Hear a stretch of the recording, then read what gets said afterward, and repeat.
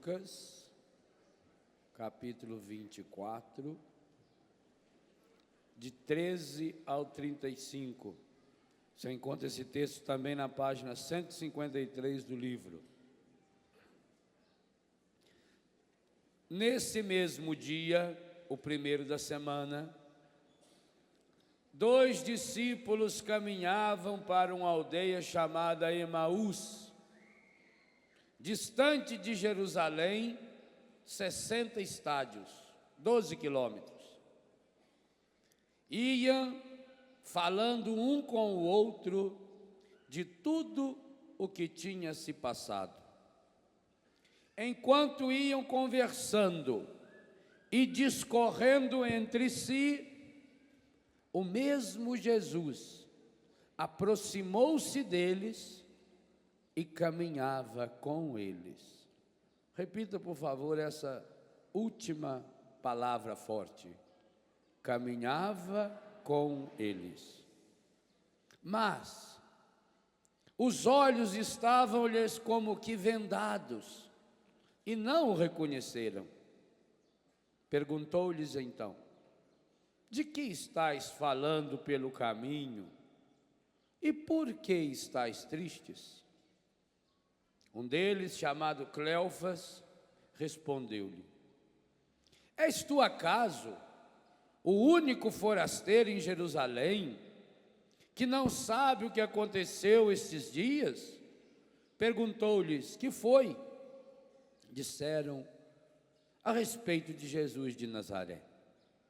Era um profeta poderoso em obras e palavras diante de Deus e de todo o povo. Os nossos sumos sacerdotes e os nossos magistrados o entregaram para ser condenado à morte e o crucificaram. Nós esperávamos que fosse ele quem havia de restaurar Israel. E agora, além de tudo isso, é o terceiro dia que essas coisas sucederam. É verdade que algumas mulheres entre nós nos alarmaram. Elas foram ao sepulcro antes do nascer do sol e, não tendo achado o seu corpo, voltaram dizendo que tiveram uma visão de anjos, os quais asseguravam que está vivo. Alguns dos nossos foram ao sepulcro e acharam assim como as mulheres tinham dito, mas a ele mesmo não viram. Jesus lhes disse: ó gente sem inteligência, como sois tardos de coração para crerdes em tudo que anunciaram os profetas? Porventura, não era necessário que Cristo sofresse essas coisas e assim entrasse na sua glória? E começando por Moisés, percorrendo todos os profetas, explicava-lhes o que dele se achava dito em todas as Escrituras. Aproximaram-se da aldeia para onde iam, e ele fez como se quisesse passar adiante. Mas eles forçaram-no a parar. Vamos repetir essa frase? Mais uma vez. E forçaram Jesus com uma oração linda: fica conosco, já é tarde, já declina o dia. Por favor, fica conosco, já é tarde, já declina o dia. Entrou então com eles. Aconteceu que, estando sentado conjuntamente à mesa, ele tomou o pão, abençoou-o, partiu-o, serviu-lhe. Então se lhe abriram os olhos e o reconheceram, mas ele desapareceu. Dizia então um para o outro: não se nos abrasava o coração quando ele nos falava pelo caminho e nos explicava as Escrituras? Levantaram-se na mesma hora e voltaram a Jerusalém. Aí acharam reunidos os 11, e com eles, e os que com eles estavam. Todos diziam: o Senhor ressuscitou verdadeiramente e apareceu a Simão. Eles, por sua parte, contaram o que lhes havia acontecido no caminho e como o tinham reconhecido ao partir do pão. Palavra da salvação. Bom dia. Meus irmãos, esse texto dos discípulos de Emaús, e que eu fiz questão de colocar aí entre os 4 capítulos finais do livro, que falam da espiritualidade conjugal, é um roteiro de espiritualidade conjugal espetacular. E aí a gente entende uma coisa muito interessante, que São João vai refletir uns 30 anos depois da narrativa desse acontecimento, portanto uns 60 anos depois do acontecimento. Quando Jesus, segundo São João, inicia o seu ministério numa casa de família. Observe uma coisa interessante. O catecismo da igreja diz que o matrimônio abre e fecha as portas da Bíblia. E eu citei ontem, Gênesis 1, 26, Apocalipse 19, Apocalipse 21, aliás o 19 também, Apocalipse 19, Apocalipse 20 e o 22, versículo 17. São os três capítulos finais do Apocalipse, também num contexto matrimonial. Mas o interessante é que São João diz que Jesus começou o ministério dele também numa família. Vocês viram a camiseta que a Luzia estava usando na Sagrada Família. Segundo São Mateus e São Lucas, a vida de Jesus começou numa família. Mas o mais importante é quando São João, fazendo teologia, 60 anos depois da ressurreição de Jesus, e é por isso que a igreja católica, sendo uma igreja celibatária, nós, padres, bispos, cardeais e papas, não casamos, é a única igreja em que acolhe o matrimônio como sacramento, exatamente por isso.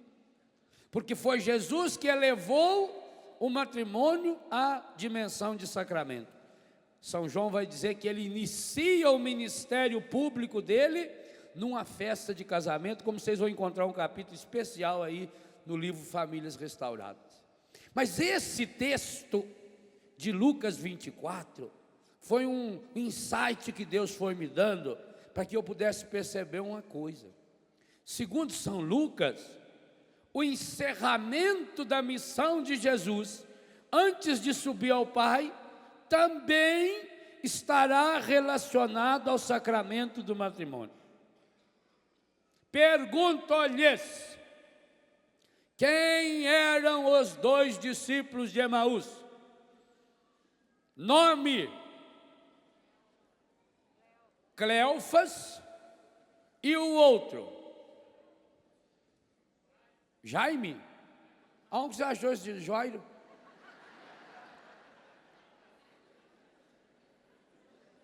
Rapaz, ele não é dessa ala não.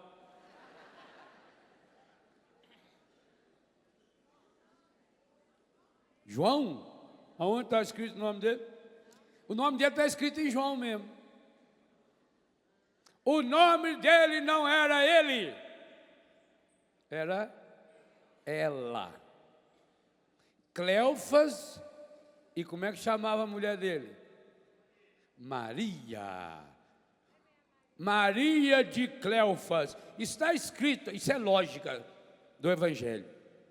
Está escrito em João 19, 25, que junto à cruz de Jesus estava Maria, sua mãe, e Maria de qual Cleofas? Em lugar nenhum na Bíblia fala de outro Cleofas.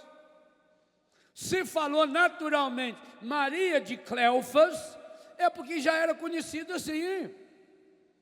O Cleofas era conhecido, até porque essa dona Maria vinha a ser tia de Jesus, era irmã de Nossa Senhora. Ué, mas irmã com o nome de Maria? Isso aí é só lá no Bigode que você vai ver um monte que tem. Minha mãe mesmo, Maria de Nazaré, a irmã dela era Maria Benedita, a outra é Maria Aparecida.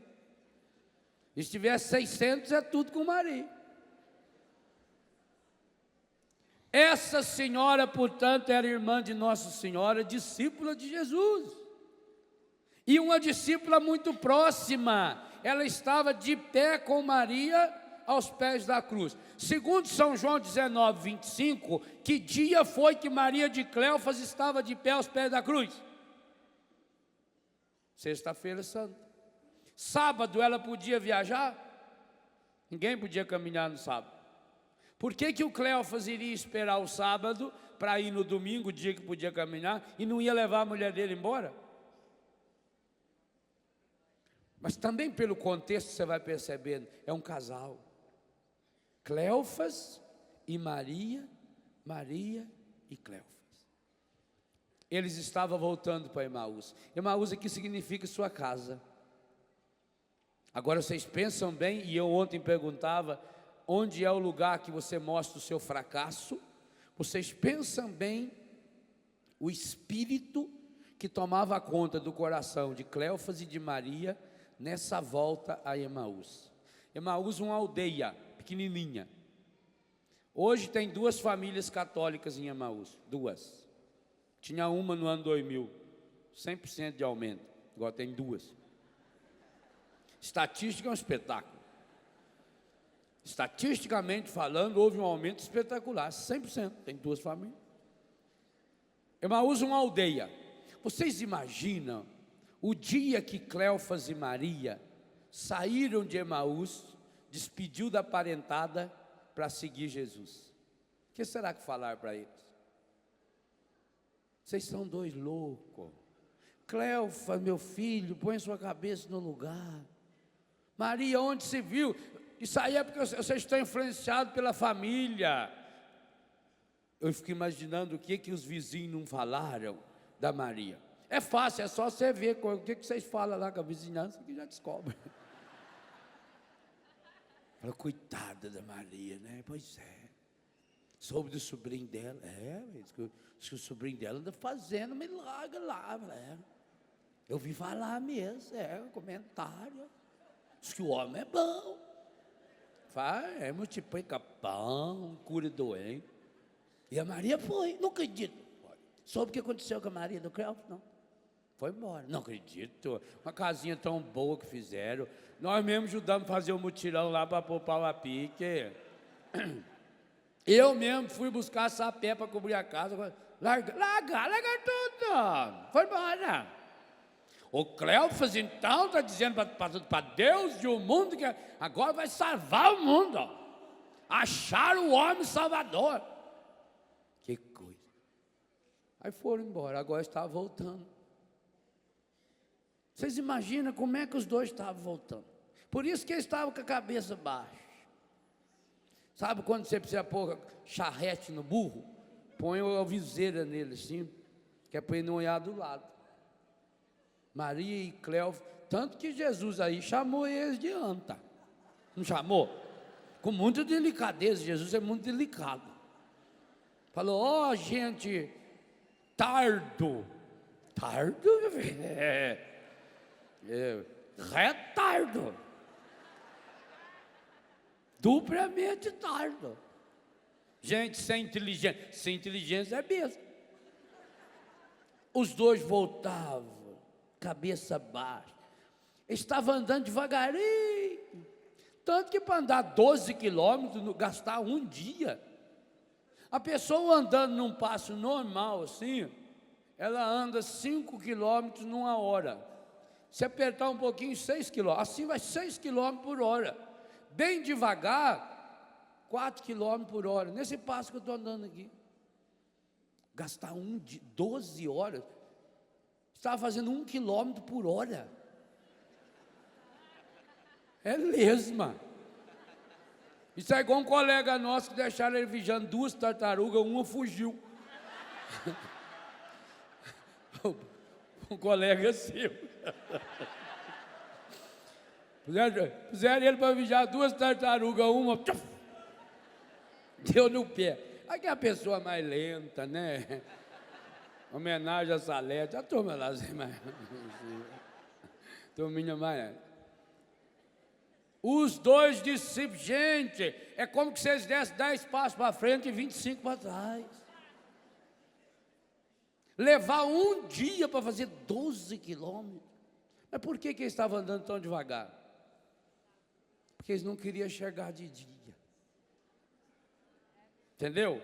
Eles saíram, eles queriam chegar de noite. Que aí a pessoa estava vendo novela, essas coisas, ninguém via a hora que eles chegavam. A Maria de vez em quando falava, Cléo, vai mais devagar, Cléo. Estou até com um pouco de dor nas colunas assim, uma dor no lado. Se é dor no lado não tem importância, o ruim é quando é na gente, se é do lado não tem importância. Ai, Cléo. Sabe o que eu estou imaginando, Cléo? Comadre Aparecida, Deus o livre. E aí, inclusive, é bem capaz de ela estar acordada na hora dessa. Que aqui a mulher, para falar da vida alheia, ela levanta cedo e dorme tarde. Eles não queriam chegar, gente. É duro demais você voltar para o seu fracasso. Quem de nós aqui já fracassou na vida? São certas viagens que a gente tem que fazer. Oh, dureza. Que tristeza quando você tem que viajar, por exemplo, para sepultar o seu pai, o irmão, um filho. Outro dia atendi uma senhora, 5 anos que o filho faleceu. Até hoje ela não conseguiu superar. Difícil. Menina de 15, 16 anos, um acidente. É dureza. São essas viagens dificílimas que a gente faz. Voltar para a nossa derrota, meu Deus do céu. É muito bom você voltar para casa depois que você ganhou um prêmio. É muito bom você voltar para casa depois de um acampamento como esse, onde você trabalhou, louvou a Deus. Mas voltar para casa, na hora dos fracassos, a expectativa que se cria no coração da pessoa. Voltar para Emaús significa a história sua. E por isso que eu dizia ontem, sua casa precisa ser o lugar aonde você tira as máscaras, aonde você solta os nós dos sapatos e dos desejos, como cantava Gilberto Gil no Se Eu Quiser Falar com Deus, aonde eu posso ser eu mesmo, porque lá fora eu estou sempre desempenhando um papel, em casa não, em casa eu preciso de um espaço para mostrar os meus fracassos. Quem de nós não tiver isso é a pessoa frustrada, por isso que fica deprimida, fica angustiada, por isso que se droga, se prostitui, por isso que vai depois para os bingos afora. Maria e Cleofas estavam voltando para o fracasso deles, e por isso eles voltavam cabisbaixo, andando devagarinho, sem coragem de olhar para o outro. Nós também dizemos isso, não quero nem ver a cara dele. Outro dia eu vi uma cena, depois eu fiquei muito comovido também, quando um filho meu, subindo a escada da minha casa, eu estava na porta, e ele precisava dar a notícia que o meu cachorrinho tinha morrido. A cara dele foi terrível, eu vi pelo rosto dele já, ele não sabia como falar, e eu também, eu chorei tanto que quase não celebrei a missa à noite. Faz 14 anos o bichinho comigo, ninguém me entendia mais do que ele não, ele olhava para mim assim, já sabia, também tinha dia que ele enfiava o rabinho e já ia longe. Como é difícil você ter que dar uma notícia triste para alguém, que seja de um cachorrinho. Agora pensa quando é um filho, e pensa no caso de Cleofas e Maria, quando é o sonho da vida deles. Gente, eles colocaram toda a esperança em Jesus, e agora, fracasso. Por isso que Cleofas está revoltado, e a resposta dele é de revolta. O senhor é o único que não está sabendo tudo o que aconteceu lá em Jerusalém? Ele está revoltado. O casal de Emaús ensina, primeira coisa, que a espiritualidade conjugal, ela é dinâmica. Você já notou que caminhar é a melhor representação de um casal? Observe como é que você caminha. Eu vou caminhar um pouco para você ver. Se você quiser caminhar mais depressa, observe que basta mudar uma perna, a de trás, ó. Depois você pode fazer o teste em casa. Observe, só vou mudar a perna de trás. Ó. Tá vendo? Esquece a da frente. Parece muito fácil caminhar. As pernas estão unidas na cintura, como vocês. Ou senão não são conjugados. O que é conjugado? Casa conjugada. Então, quando fala que vocês têm uma aliança conjugal. Conjugal vem de qual palavra? Hein? Do quê? Monge? Cônjuge. Cônjuge é a palavra mais feia que tem na língua portuguesa. Você apresentar a sua mulher e falar assim, meu cônjuge, ela pede divórcio na hora. Mas que cônjuge que é? Cônjuge vem de conjugal, mas conjugal vem do quê? Vem, conjugar não. Conjugar é o infinitivo. Vem de junto, mais jugo. O duro é isso. O que é jugo? Jugo é canga. Acho no dicionário, ou no meu livro, tanto faz. Que eu fui pesquisar no dicionário para escrever no livro, não sou besta. Jugo é canga. Canga é aquela peça de madeira que põe aqui na cabeça do boi, logo atrás do chifre. Não estou fazendo nenhuma referência, né?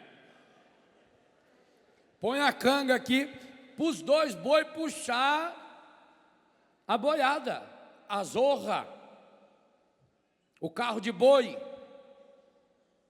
Aí vocês vejam como essa palavra é forte.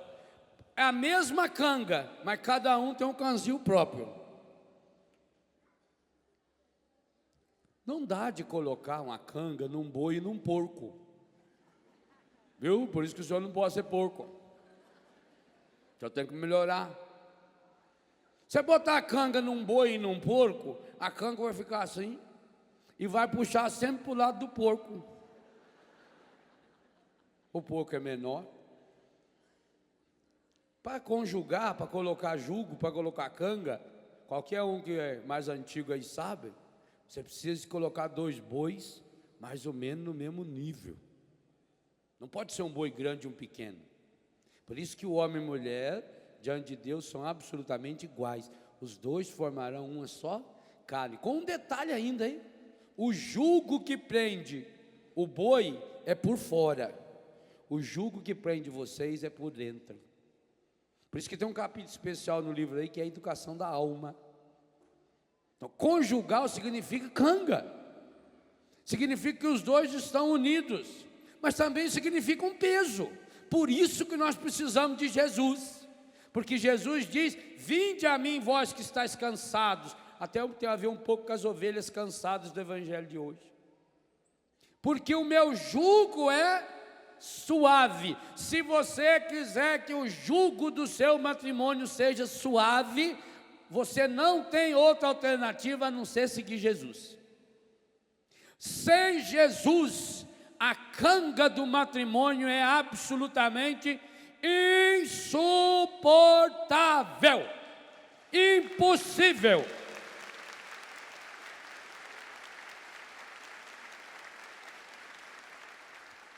O melhor homem do mundo, sem Jesus, é o pior marido que possa se imaginar. A mulher mais linda, mais maravilhosa, mais espetacular desse mundo, sem Jesus, é um tribufo. Porque sem Jesus vem à tona só o nosso pior. Por isso Jesus diz, aprendei de mim. Eu falo várias vezes isso no livro. Amor é algo que você aprende com a vida. Eu tenho uma raiva dessa história de amor romantizada, de que o amor é só um sentimento. Quem fala que amor é sentimento não sabe o que é amor. Amor é decisão. Amor não é só emoção, não. Eu gosto de você, você gosta de mim. Amor é comprometimento. É renúncia. As pessoas não gostam que a gente fala nisso, por isso que eu estou escrevendo sobre isso. É renúncia. A senhora pode estar com muita vontade de fazer alguma coisa, com desejo imenso, mas diante de um problema na família, esquece o seu desejo. A senhora foi convidada para participar da festa dos 20 anos de formatura da 8ª série. E as colegas suas reuniram e escolheram você como a representante do grupo. Você vai receber um troféu. Então você está entusiasmada, feliz da vida, vai na cabeleireira, frita os cabelos todos, tira os pelos, sobre a ceia da orelha, do bigode, tudo, cafanhaque, vai completo. Está nervosa, ansiosa, preparando o discurso, hoje à noite vai ser a festa. Aí você chega em casa, a empregada fala, olha, o Juninho piorou. Aí você vai lá no quarto do Juninho, seu menino, 4 para 5 anos de idade, o termômetro está ali 39, 40. Aí o que você faz? Olha, filhinho, mamãe hoje tem um compromisso muito importante. Hoje mamãe vai receber o prêmio. Então mamãe vai estar o tempo todo pensando em você. Você melhora, viu, filhinho? Fique com Deus, Nossa Senhora te acompanha. É assim que você faz? Mas qual era a sua emoção, o seu desejo? Ir lá receber o prêmio. Acontece que amor é compromisso. Esquece do prêmio. Você esquece, inclusive, que tinha o prêmio. Ou não é verdade? Amor é dureza. E você vai se descabelar, vai esquecer da maquiagem, da roupa. Você pode estar com um vestido lindo, você vai pegar aquela criança no colo, vai sujar você vai ficar desesperada, vai bater uma clara de ovo lá para passar na sola do pé dele para puxar a febre, vai colocar umas rodelas de limão ali, pôr uma meinha, e vai rezar e pedir a Deus, e vai dar banho, e passa a noite inteira sem dormir. Isso é amor. O resto é conversa. O senhor pode estar muito cansado porque assistiu o jogo até 2 horas da manhã, e agora, quando levanta de manhã, o senhor não está disposto, eu não quero trabalhar. Mas você tem que pagar a mensalidade do seu filho, você tem que pôr comida dentro de casa. Querendo ou não querendo, o senhor levanta com a cara bonita ou feia, bem-humorado ou mal-humorado. Isso aí não muda o amor. Se é bem-humorado ou mal-humorado, o senhor levanta e vai lá e enfrenta o dia de trabalho, porque o senhor precisa do dinheiro para sustentar a sua família. Isso é amor. O resto é conversa fiada. Agora, observa que os 2 exemplos que dei, da mulher e do homem, é canga. Aquele filho doente é uma canga, é um peso. Mas porque você ama, você renuncia, você esquece de si mesmo, você não está disposto. Quantas vezes você está doente? Você já notou que só depois de adulto a gente descobre que a mãe da gente gosta também de comer a coxa do frango? Porque quando a gente é pequeno, se alguém falar assim, diga o que sua mãe gosta de comer, você vai escrever o pé do frango, ponta da asa, costela, pescoço. O pescoço é a parte do frango que mais tem carne. Você come e não acaba, tem carne. A gente acha que a mãe da gente só gosta desses pedaços que não prestam. Por quê? Porque ela já separa, a coxa é para o Léo. Eu gostava da coxona. O jogo é do Hernani, a cabeça é do Fernando. É assim. A moela é da Ziza. Cada um, a mãe separava direitinho, aquele cuidado de cortar o pedacinho, tudo certinho. E para mim, Para mim o resto, se sobrar. Não, não quero. Come um pedaço, mas não, mamãe não quer. Não é assim? Isso é compromisso, gente. Pequenos detalhes. Essas nossas mães não estudaram nenhum pensador romântico, não. Mas sabem na prática que amor é renúncia, que amar é dar o melhor, que amar é esquecer de si. Veja a mãe costureira quando vai fazer a roupa dos filhos para uma festa. Qual é a última roupa que ela faz? A dela. De noite, de madrugada, com a lamparina acesa, lá com a agulhazinha ali, e já não consegue mais nem enfiar a linha na agulha, com a sobra do pano. Primeiro é para o meu filho, primeiro é para o marido, o melhor é para o outro. Isso é amar.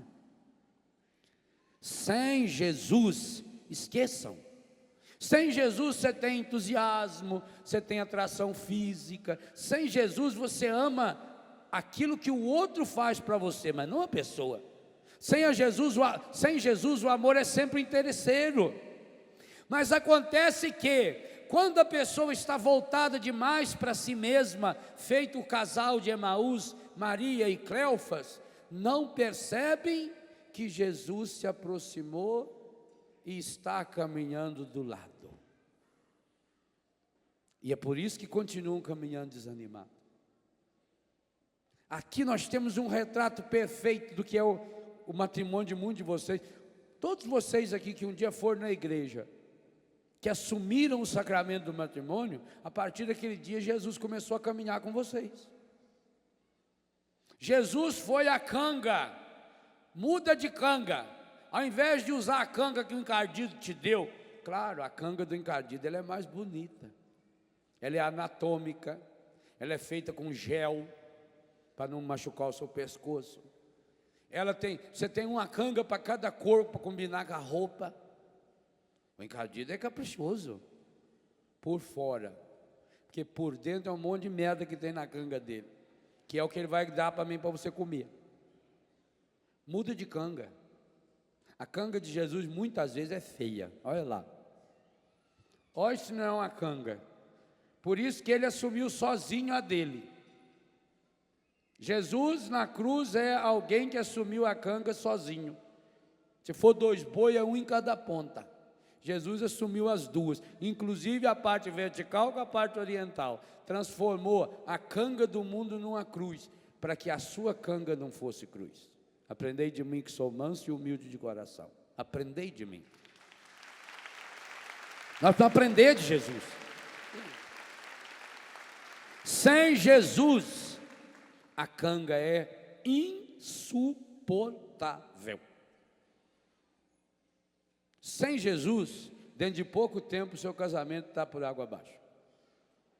Sabe quem que está para se separar? Você. Inclusive o senhor lá que estava de rosinha ali, que filmaram vocês ali. Você. Você tem 70 anos de casado? Você. 30 anos de casado? Você. Vocês estão para se separar em breve, se não juntarem na canga de Jesus. Não tem outro jeito. Ele caminha. Agora aí você veja, no dia do seu casamento, Jesus se comprometeu. Na hora que o sacerdote ou o ministro assistiu o matrimônio de vocês, era Jesus que estava se comprometendo. Naquele dia Jesus começou a caminhar com vocês. Mas me perdoem a honestidade em dizer, alguns de vocês faz muito tempo que está caminhando, olhando só para frente, e por isso está triste, e por isso estão desanimados. E a pergunta de Jesus vale para você: sobre o que vocês vêm conversando pelo caminho? Por que é que vocês estão tão tristes? Ora, vocês estão tristes exatamente por aquilo que vocês vêm conversando pelo caminho. Por isso que o diálogo conjugal de vocês é encardido, porque é feito de palavras perniciosas, de reclamação, de murmúrio, de ofensa, de agressão e daí para frente. Quando não feito de silêncios que machucam, silêncios que ferem, porque não é um silêncio rico de Deus, é um fechamento em si mesmo. Jesus começou a caminhar com você, meu irmão, faz 30 anos, faz 10 anos, faz 5 anos, e vocês namorados que estão, a maior prova disso é que vocês estão aqui no Dia dos Namorados, porque eu fiquei horrorizado quando vi, por exemplo, hotéis, eu vou até citar o nome do hotel, porque me decepcionei mesmo, Bourbon. Bourbon é um grande hotel, famoso hotel de Curitiba, Londrina, Foz do Iguaçu. Está oferecendo o casal que mandasse uma frase bonita para lá, os namorados, ia ganhar uma viagem de avião gratuita e uma suíte 5 estrelas no Hotel Bourbon de Foz do Iguaçu. A maior prova de que vocês namorados que estão aqui, estão querendo caminhar com Jesus, é que vieram para cá, no Dia dos Namorados. Pois eu digo a vocês, vocês querem caminhar com Jesus? Muito mais do que vocês, Ele quer caminhar com vocês. Quer, mas não fique só no querer, não. Jesus vem, Jesus suja o pé, e que coisa linda, eu acho isso espetacular. Eu vou ter que comer a Bíblia. Jesus anda com os discípulos de Emaús na toada deles. As antas levaram 12 horas para percorrer 12 quilômetros. Por Jesus vai ali também. Gente, Jesus sofreu mais na companhia desses 2 discípulos do que na cruz. Sim, na cruz ele levou de 3 a 6 horas para ser crucificado. 2 dias depois, a crucifixão dele já tinha ido para 12 horas. É terrível quando você encontra uma pessoa que conta para você aquilo que você contou. Ah, meu Deus. Quer ver uma pessoa que tem mau hálito e vem contar para a gente uma palestra que a gente fez? Aí o senhor falou isso, falou. Eu me lembro. Aí o senhor falou. Eu me lembro. Nossa Senhora. Mau hálito é uma semente do inferno semeada dentro da pessoa. Quando ela fala, ela já distribui para todo mundo. Tem tratamento hoje. Você pega 3 copos de água desse tamanho, enche de ácido sulfúrico e não faça gargarejo, porque pode ofender a boca. Engole, você vai ver, nunca mais vai ter, nunca mais. Talvez ali nas próximas 24 horas tenha um pouco, mas depois passa. Jesus anda, ou peça uma bênção, estão dizendo aqui, peça uma bênção do João Batista. Olha, é um dom que ele tem também. Pessoa que tem mau hálito, o Padre João abençoa, desaparece o mau hálito. O triste, a pessoa vem e começa a contar para a gente uma história que a gente contou. Pois Jesus teve que escutar a crucifixão dele na boca do Cleofas, e o pior é que a Maria estava lá também, de pé, junto com a Nossa Senhora.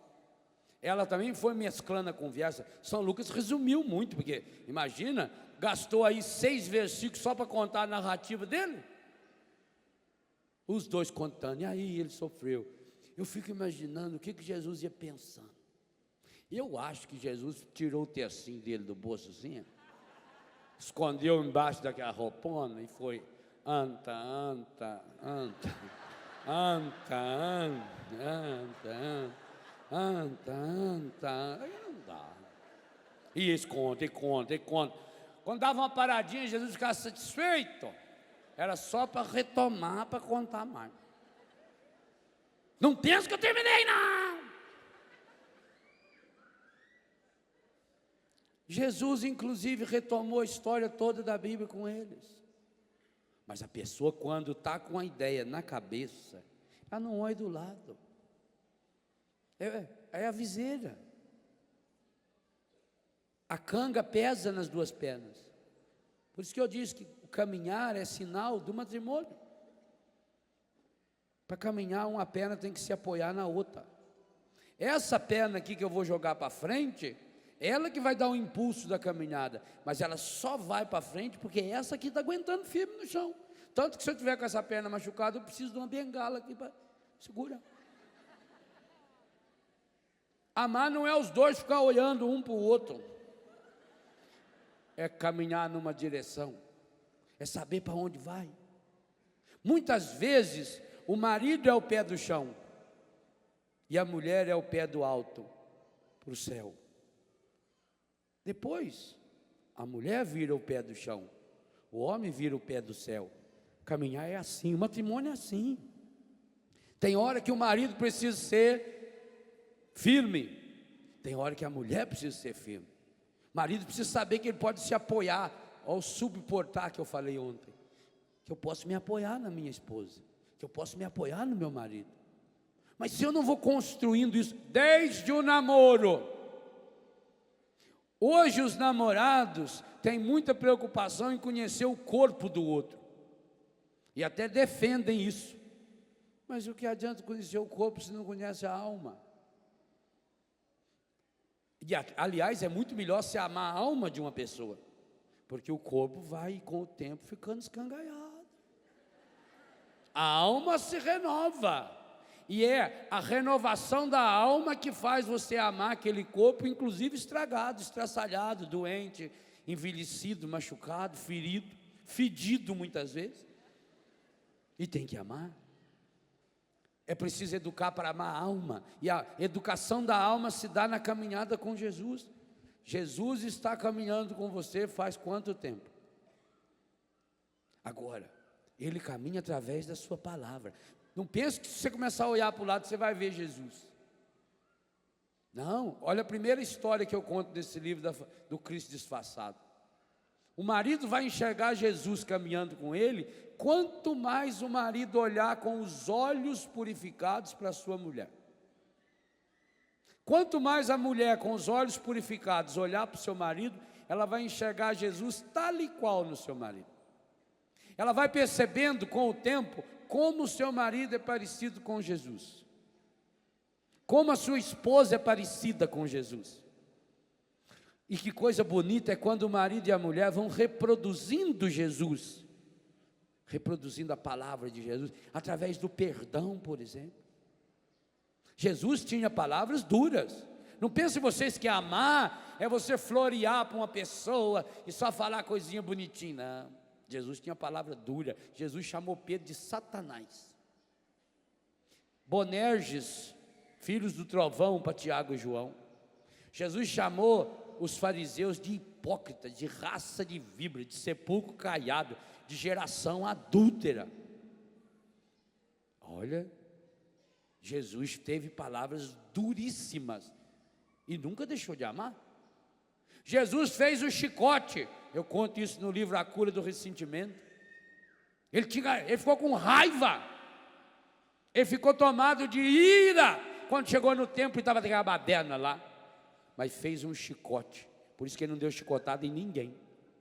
Ele derrubou a mesa, ele soltou os bichos, mas não machucou ninguém. Então, amar não é só vir com palavra adocicada, meu amor, querida, não. Amar, muitas e muitas vezes, é preciso de uma palavra dura. Mas só a palavra dura não adianta. Amor exige renúncia. Acolher o outro. Eu li uma historinha alguns anos atrás, achei tão bonitinho. O casal ia fazer 50 anos de casado.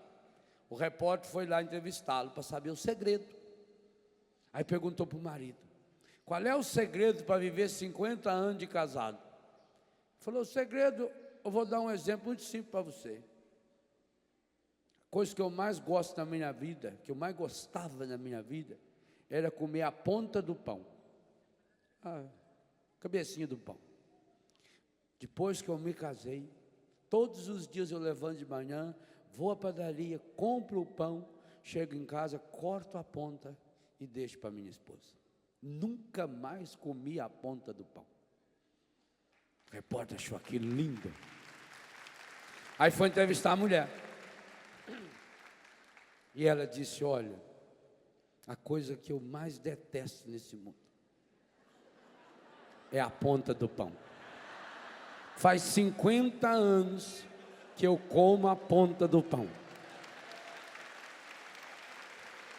Não é bonito? E o marido nunca desconfiou que ela não gostasse, porque aqui está o segredo do amor. Amor é decisão. É opção. Claro, faltou um pouquinho de diálogo entre os dois, nesse tempo todo. Mas por quê? Porque o que ele mais gostava era a ponta do pão, e ela sabia disso com certeza, ele devia ter contado. Quando ela viu que o primeiro dia de casado ele cortou a ponta do pão e pôs para ela, pensa, velho, que coisa linda, amar é dar o melhor, é o que ele mais gosta.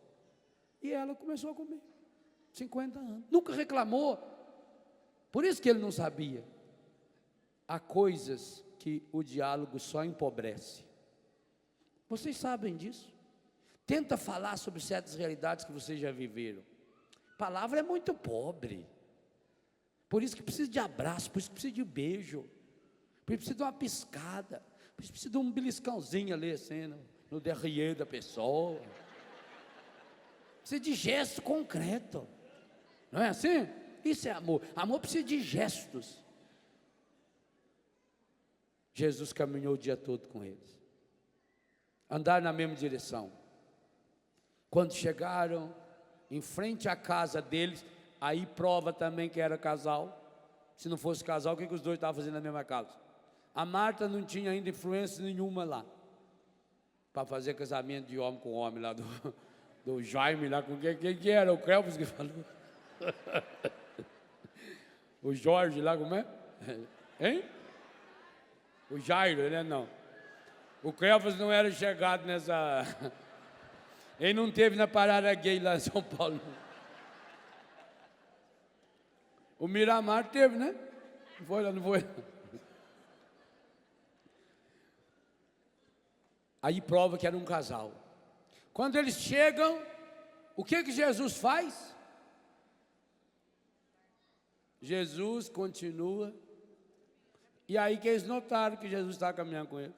Eles viram ele mais na frente, de costas só. Fica conosco, Senhor, já é tarde. E que coisa linda, mesmo precisando ir adiante, Jesus ficou. Gente, vocês pensam bem uma coisa? Esse é o primeiro domingo de Jesus ressuscitado. Jesus, no primeiro domingo das férias dele, ressuscitado, teve que passar com aquelas duas antas de Emaús. Eu acho Deus espetacular. O humor de Jesus, para mim, não tem melhor. Jesus é o melhor humorista desse mundo. Está de férias, já salvou o mundo, já esteve inclusive no inferno, está voltando de lá, a primeira coisa que vai fazer é acompanhar um casal. Talvez até para não perder, assim, não quebrar muito o ritmo da descida dele à mansão dos mortos. Assim, para ir se adaptando devagarinho, ele começou por um casal. Não é espetacular? Jesus ressuscitado perde um dia inteiro com um casal de quinta categoria. Nem apóstolo era discípulo, é lá das beiradas do evangelho. Jesus é fabuloso. Por isso você pode ficar sossegado, ele está caminhando com você. Tá.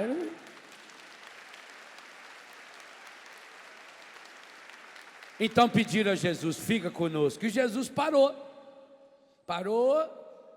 entrou, e o que mesmo que aconteceu?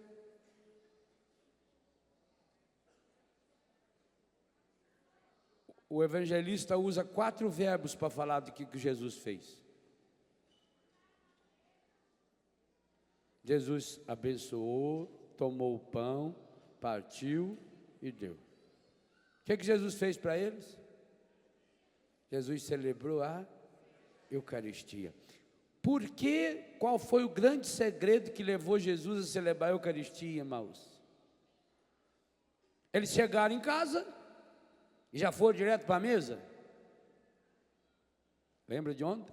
Lembra dos joio? Eles chegaram em casa. O Cleofas foi arrumar uma lenha para pôr embaixo da fornainha, pôr fogo. A Maria já pegou lá o trigo, porque não tinha fermento, não tinha nada. É só amassar um pouco de trigo, um pouquinho de água, um pitadinho de sal, para fazer uma massa igual de um brotinho, de uma mini pizza. Assim que é a massa do pão Por isso que é um pão redondo, por isso que a Eucaristia também é redonda. Aí faz uma bolinha assim, enquanto está pondo fogo, pega aquela bolinha, põe aqui na mão assim. Eu fiz pão esses dias lá. Abre aqui, faz o pãozinho e põe ali em cima. Com certeza Jesus ajudou a fazer pão. Ele ajudava a mãe dele. Ele falou que ele é o pão vivo descido do céu. Fizeram lá uma meia dúzia de pão, 6, 7 pão. Já pegaram lá uma bodega de vinho, porque o vinho para eles é como se fosse o nosso café, né? Não era adicionado álcool ao vinho. Era o vinho, o suco da uva, o álcool próprio. E isso fazia parte da alimentação. Tanto que Jesus vai pegar aquele cálice e transformar no seu sangue. E vão para a mesa. Agora aqui está o segredo. Toshio e Kayoko, por favor, venham aqui. Vocês vão me ajudar a representar uma coisa bem simples, mas que vocês vão perceber. Essa é a mesa de Emaús. Eu, não obstante a impetulância, serei Jesus. E aqui está o senhor Cleofas, é o Cleofas japonês. E a Maria. Quem sentava-se na cabeceira da mesa de uma casa de família? O pai. Então o certo aqui era Kayoko aqui, o pai da família aqui e Jesus aqui, o convidado. Aliás, eu estou no lugar certo do convidado. O convidado sentava no primeiro lugar à esquerda da mesa e a esposa sempre na primeira da direita, na ponta, porque se ela precisasse sair para pegar alguma coisa, voltava. E do lado esquerdo aqui do pai ficava o caçula, o São João na cruz. Por isso que São João deitou no peito de Jesus. A mesa, essa era a disposição. Então, essa é a disposição que tinha que estar em Emaús. O pai da família, a mãe da família e Jesus. Por isso que padre chama padre. Padre é de pater, pai. Por isso que vocês nos chamam, até para xingar nós tem que falar padre. Vocês estão nos chamando de pai, por causa da função do pai. Quem sentava na cabeceira da mesa? O pai. Quem fazia a oração à cabeceira da mesa? Quem fazia? O pai. Então quem deveria ter feito a oração em Emaús? Cleofas. Mas acontece que Maria e Cleofas, mesmo não tendo reconhecido Jesus ainda, aquela palavra que Jesus foi falando, eles confessaram depois, foi queimando o coração deles. Então quando chegou a mesa para partir o pão, o que o Cleofas fez? Ora, antes São Lucas diz que Maria e Cleofas forçaram Jesus a parar. Esse é o verbo usado aí, forçaram. Eles não convidaram só, eles se puxaram ele pelo braço. Quando chegou na mesa, o que o Cleofas fez? O senhor senta-se aqui. Vai lá o Cleofas. E pôs Jesus no... Aí Jesus não teve jeito. O Cleofas e a Maria colocaram Jesus numa sinuca. Ele tinha que fazer a benção do pão. Ora, Jesus só sabia fazer uma benção do pão. Tomai e comei, todos vós. Isso é o meu corpo. E partiu o pão. Na hora que o Cleofas pegou um pedaço do pão partido, e a Maria pegou um pedaço do pão partido, e observe, eles estão olhando um para o outro. Jesus desapareceu. É isso que Ele quer fazer na sua vida.